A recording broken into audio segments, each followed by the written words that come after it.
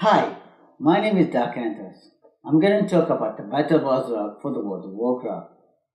I'm not going to talk about Troll, Blood Elf, Night Elf, Tauren, Draenei, or Dwarf, especially about the Dark-Iron Dwarf and the Zindalari Troll.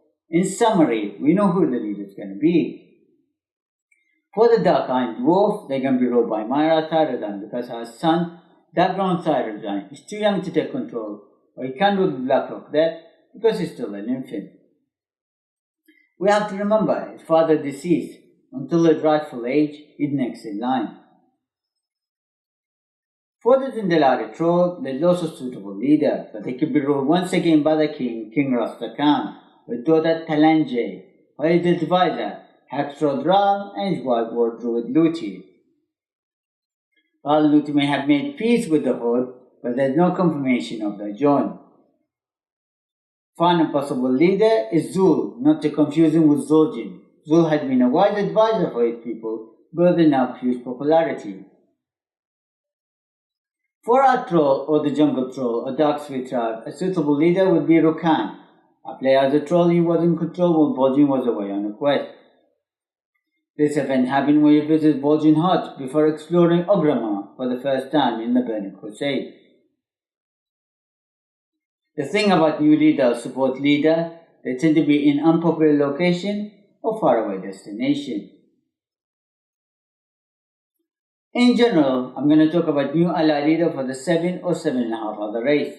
The reason I call it 7.5 because of the Pandorian. I'm also going to talk about certain race or group and how they came to be, and a quick summary on what's happening in the world of Warcraft.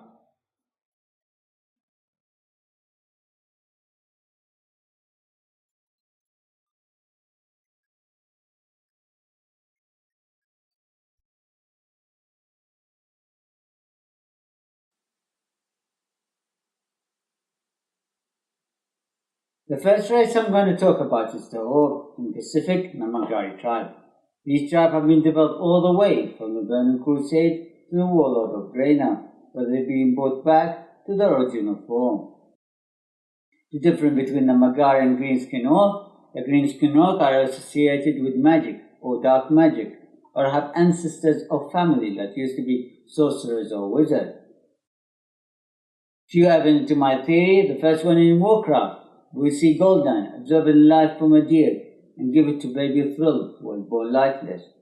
Before Thrill's first breath, his color changed from the original color to the green we know today. A second theory for the green complexion is in Gul'dan's death in Legion. We see Illidan holding from his neck. His skin burns away, revealing green magic or green light that covers his entire body before his demise. Final evidence, most of the green NPC are mage, shaman, or warlock. One of the things that make the Magar different from the other orc is not their brown or dark beige skin, but their abnormal muscle size, and that they are much larger than the other orc. Plus, they follow tradition, and that would make them a suitable race to become a druid, paladin, or priest. A suitable leader for these races would be Fenris, or his mother, the Great Mother Gia, or Thrill, who is much wiser and less aggressive than the other orc.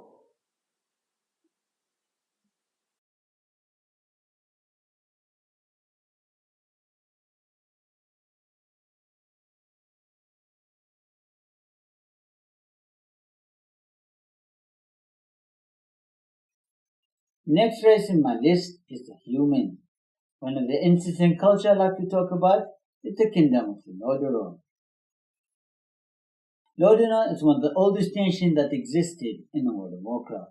Another interesting thing, developers of Legion have reintroduced Princess Kalia Minthul, the only surviving heir to the throne. The thing about this kingdom is based on Old English Empire, where the prince ruled before the princess, even if the princess is older than the prince. True then, it was King Edward VI of England, who ruled before his two older sisters, Queen Mary and Queen Elizabeth I. I know this is harsh, but this is the Middle Ages. Another evidence is in the return of the Lich King. We'll see King Thanatos narrating about his son's life, revealing he truly wanted Arthur to be a true king if he had died from natural causes. This makes it perfect for Princess Kalia to become a queen.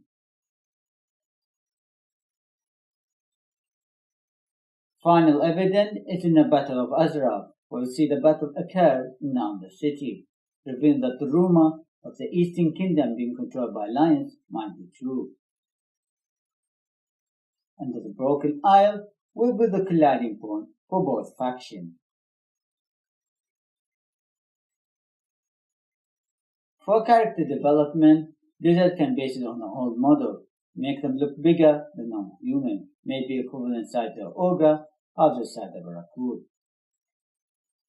A lot of fans wanted the raccoon to be in the game, but they have three problems. The first problem is that they have savage mind for killing smaller race. Second, there's no mount large enough to fit their size. And third, most enter a certain building might get distorted or completely destroyed. The thing about the raccoon, they have a strong resemblance to the Norn, a character from the Norse mythology. Another creature that features in Norse mythology that could be a suitable mount for them is a bear or maybe a polar bear, which are larger and stronger. For location, they could use the Chillwind Camp, which is located in the Western Plagueland, as a starting point. For temporary fortress, they could use the Aerial Peak until the Undercity is under their control.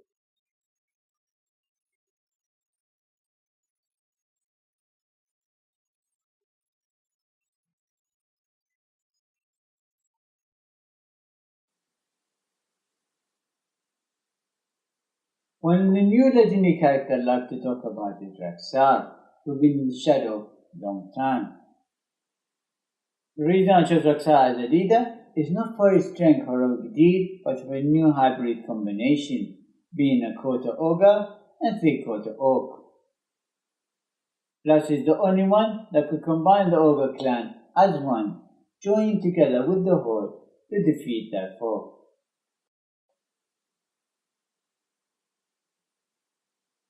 As I said, I found that Stonemoke Village is the best location to be the starting point for the ogre. And the Dustwallow March is so empty, it will help developers to add or remove, like a sign, tree, wooden bridge, or even a small camp into something new. The good news, Theramore Castle is completely destroyed, and most of the Lion's forces have been removed from that location. It makes it perfect for the ogre to take control. If that's not the case, the other area is Blade Edge Mountain, which is located in the Outland, where they can transform Maknathal from a village into a city, from a city into a powerful stronghold. The reason I'm talking about ogre, because I feel they are the perfect race to be the new ally race for the goblin. Why? Like the goblin, they used to be a minor species for building their own civilization.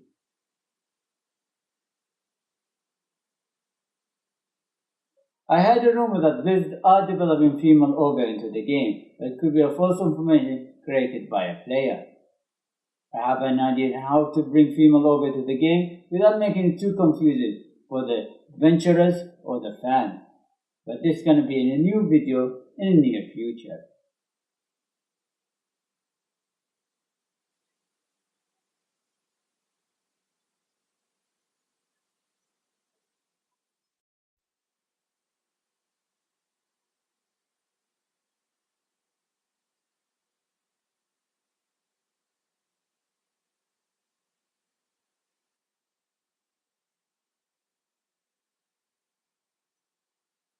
Deepanon are one of the mysterious humanoids ever existed in World of Warcraft, but there's no explanation how their intellect works until I discover something. As I kept searching, I found different known figures who share unlike behavior. The first one in my list that shows sign of intellect and communication is Apprentice Crispin.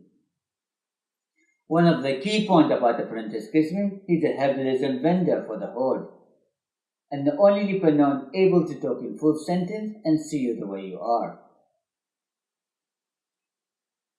Other known fact about the leaper is that they have the intellect of a little toddler and they are slow learner, meaning they could easily place themselves in dangerous situations. If that's the case, Christopher's Green Dye may have given him the intellect equivalent to other races.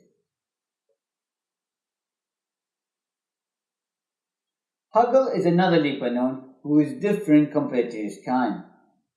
The first thing you will notice is that he has a less aggressive approach to other races. One of the unique habits he has, he talks to himself and stares at you in a puzzled way. He has become a vital member of the Alliance for his kind and appearance. When Russell's space rocket and Azeroth Tugglebolt find a cure, the first person that will treat is Huggle. If the treatment has a major effect, he will become the new leader for the new and improved Leaper Gnome.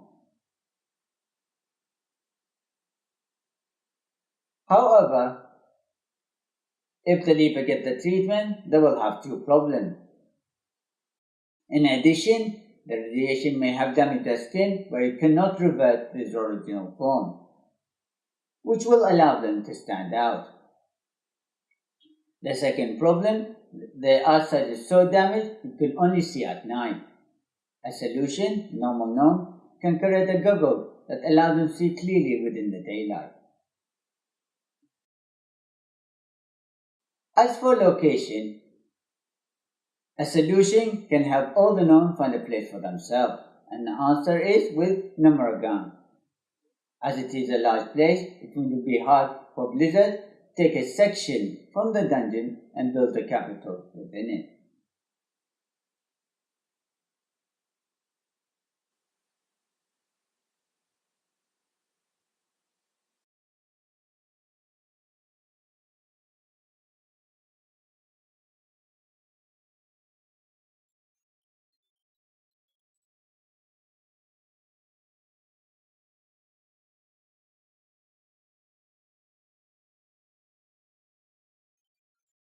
One question to ask, does the new Allied Forsaken have to be like a zombie, or can they be more like a skeleton? Thing about Forsaken, they only need a soul and free will. As they are undead, they're not able to use a brain or bleed a cell like everyone else. Only their spirit is making them think and work the same as the living. If this race gets developed, our recommended leader has to be Gunther Arcanus, who was strong enough even to resist Arthur's control. There's even rumor going around he even existed before Sylvan's Rising. Due to his known skill, he was nicknamed the Leech, whether the Leech are or were a skeleton, or have a strong resemblance to the Grim Reaper. My second choice is Nathanael Brightcollar, who should stand up and become a leader himself. One question going in my mind is that Blizzard might turn Sylvan's life around, the same as they did with Gareth Hellscream and Kilthar Sunstrider, turn them from a respected person into a devious tyrant.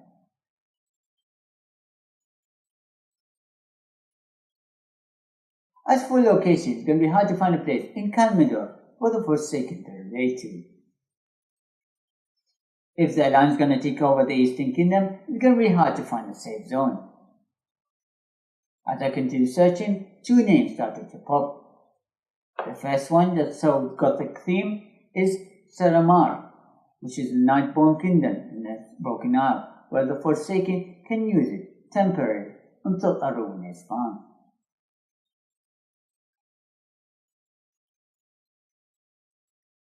One ruin comes to mind is Theramor's Fall, which I mentioned before. As an evidence, there's a video showing the destruction within the mist of Pandaria.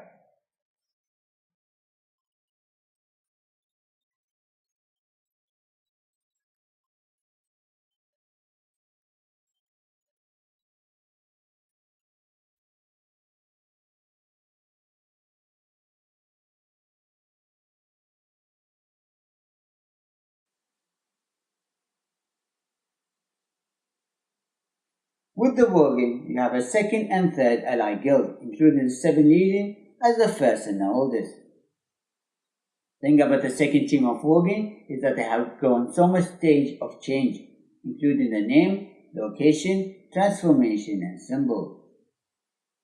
Name of the team is called the Guild Liberal Front, which should be known as Northern Gate Rebel.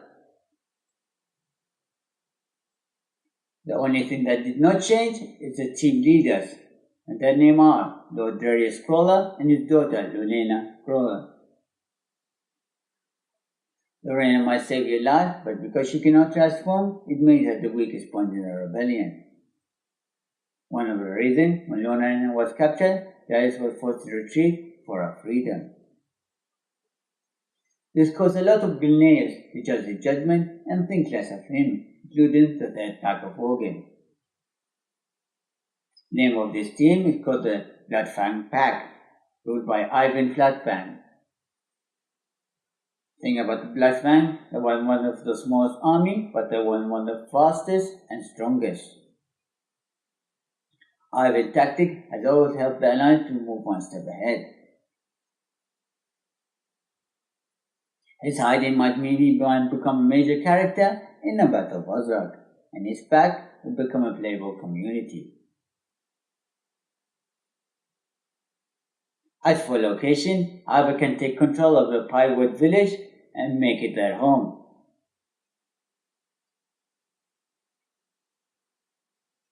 The problem with the Seven Legion, they're the only camp in that region that has no Worgen or cursed human.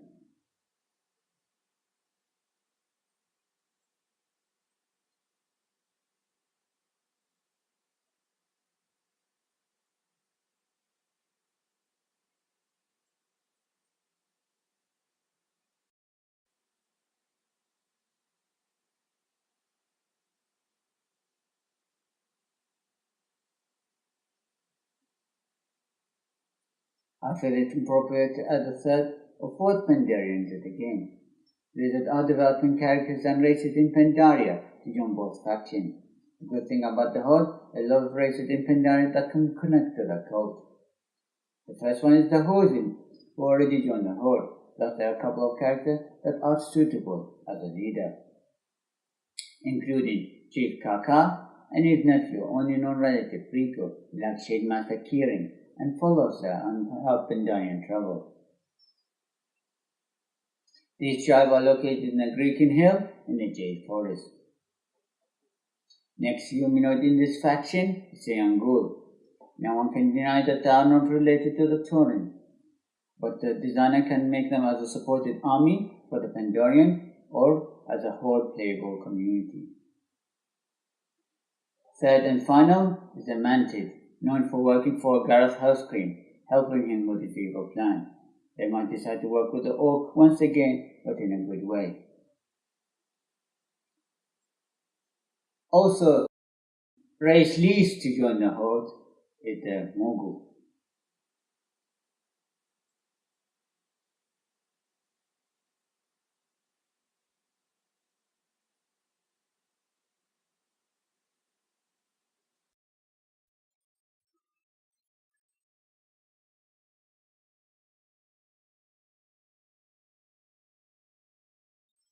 Only few races with good nature have or can join an alliance in Pandaria. This included the Jinnu of Perfin village within the Jade Forest, who have become an alliance force. As for leader, there are lots of suitable characters. This include Elderly Shan, the Jinnu current leader, and Boulder Karashi as a quest giver, and someone you encounter throughout the game. One possible leader is Boulder's younger brother, Little Blue, who has vanished. As an idea, he can reappear as a skillful warrior. It also explains to you why is the big development happening at the Jade Forest. We know that the Jinnu and the Hosen living in that territory. Another possible alien race is the Surag, who are treated the same way as the Pandarian, and may resemble the Orc as the Mogu. The only difference, their intelligence is less than the Pandarian, meaning they may or may not join the alliance. Reason for that, they were considered ineffective creation or a failed experiment created by the mongoose.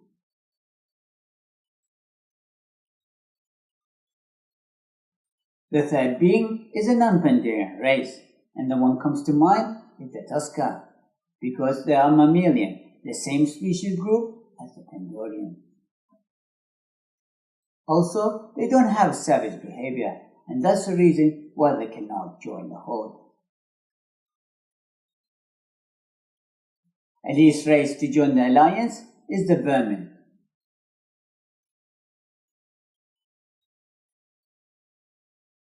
Maybe Blizzard wanted the Pandorian to be in the same faction, and that's the reason why they created the Battle of Azeroth to fix it.